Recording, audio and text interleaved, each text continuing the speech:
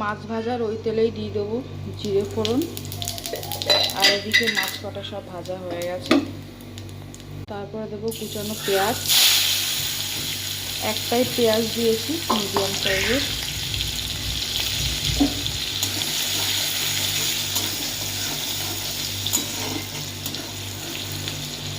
তারপরে এই যে গোটা লঙ্কাগুলো দিয়ে দিলাম। তারপরে এই যে ঝিঙে আর আলুগুলোকে দিয়ে দেবো।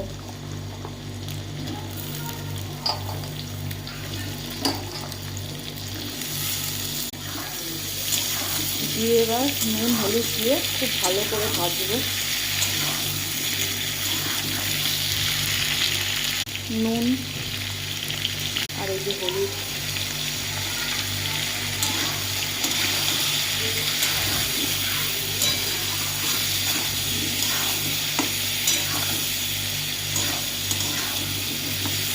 দেখো এই যে আদাটা বেটে রেখেছিলাম সেই আদাটা দিয়ে দিলাম।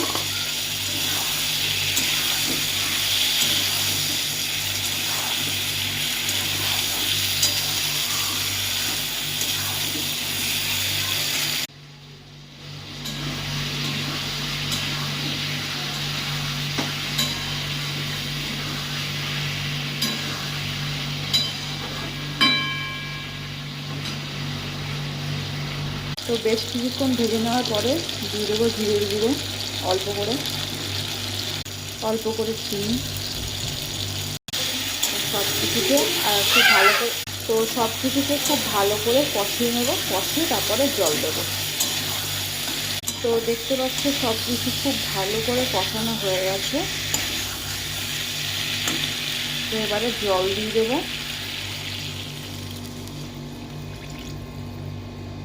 আর একটু জল দিয়ে দেবো,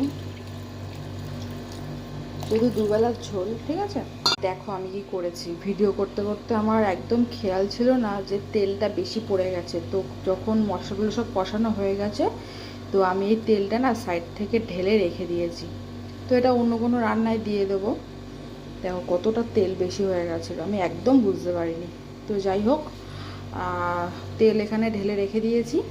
তারপরে দেখো যে জল ঢেলে দিয়েছি, এরপরে মাছ কটাকে দিয়ে দেবো।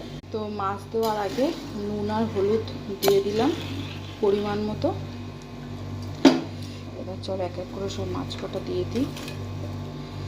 এবার টক টক করে ফুটুক, তারপরে গিয়ে ঢাকনা দেবো।